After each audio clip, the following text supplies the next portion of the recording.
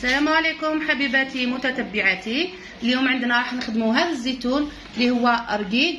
كاينين اخوات بزاف ما تعرفش كيفاه ديرلو، انا نعطيك طريقتي ولكن الاختيار. ونشكر عائله سويداني من منطقه لوطايا تابعه البسكره، نشكرهم جزيل الشكر على الاستقبال الحار والهدايا، بارك الله فيهم. اليوم عندنا هذا الزيتون، واش راح نديروا له؟ راح نقيه بطبيعه الحال. نحيت الحبات الخضر اللي فيه كامل، عامليك نديرهم وحدهم.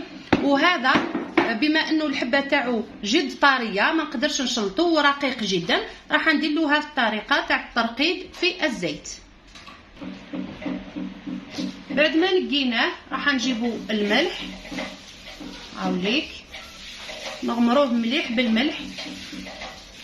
وتجيبي قطعه قماش تكون ضيقه، مثلا خمار ما تستعمليش، ولا قلت لكم دائما تستعملوا خمار تخبيوه للمطبخ وتحطيه فيه وتربطيه وتعلقيه في مكان وتخليه يقطر بالعقل لمده 3 ايام 4 حتى تتاكدي باللي طلق هذيك المراره كامل، يعني باللي حبس خلاص من القطير هذاك تاع الماء. ها وليت البنات قطعه القماش اللي راح ندير فيها هاهي، راح نحط هذيك الكميه كامل اللي درناها. هذا الاوراق معليش من بعد كي نعاودو نغسلوه بعد ما يتقطر خلاص كي نشلوه بالماء راح تطلع الفوق كل ويسهل علينا اننا نحيوها. قطعه القماش اللي راح ندير فيها هاهي، راح نحط هذيك الكميه كامل اللي درناها. هذا الاوراق معليش من بعد كي نعاودو نغسلوه بعد ما يتقطر خلاص كي نشلوه بالماء راح تطلع الفوق كل ويسهل علينا اننا نحيوها.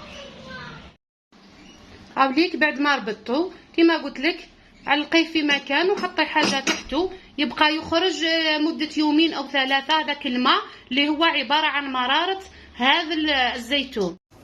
هاوليك البنات الماء لهنا راهو سخون، ها شوفوا الحبه كيفاش رجعت عاودت تنفخت. حاولي انك تشوفي كش ما حبه خامره ولا غامله قبل ما تنحيه من القماش هذاك. هاهو الان بعد ما نغسلوه مليح نشوف باللي الماء تاعو بياض، يعني رجع صافي وما فيهش حتى حاجه. راح نحطه يقطر لمده ساعه او ساعه ونصف. هاوليك البنات الماء لهنا راهو سخون، ها شوفوا الحبه كيفاش رجعت عاودت تنفخت. حاولي انك تشوفي كش ما حبه خامره ولا غامله قبل ما تنحيه من القماش هذاك. هاهو الان بعد ما نغسلوه مليح نشوف باللي الماء تاعو بياض، يعني رجع صافي وما فيهش حتى حاجه. راح نحطه يقطر لمده ساعه او ساعه ونصف. البنات لهنا بعد ما خليته قطر مليح، ها هوليك ما فيهش طول الماء. الان واش راح ندير له؟ لهنا راح ندير له شرائح الليمون، وندير الاضافه هذه تاع الكزبر راهي من عندي، اللي حابه تلغيها انا كي جربت من قبل جاني مليح، ولكن الاختيار. ونغمروه بزيت الزيتون. في حال كان عندك كميه كبيره وما عندكش زيت زيتون ديري قسمي، طرف ديري له زيت زيتون، طرف ديري له لاصوص فينيغرات، طرف ديري له زيت عاديه، يعني ماشي شرط انها الكميه كل ديري لها زيت زيتون. هاي ليك كيما قلت لك الا كميه بزاف فرقيها، كل نص ديريه بنكهه.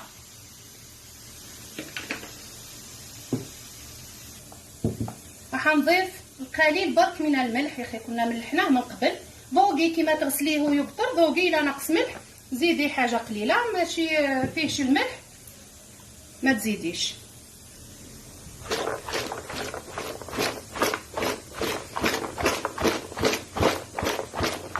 عاوديك ها هو كيفاه راح يكون. هو الان بعد راه جاهز للاكل. بهذه الطريقه راح ديريها وتخبي بها رمضان ولا على مدار السنه.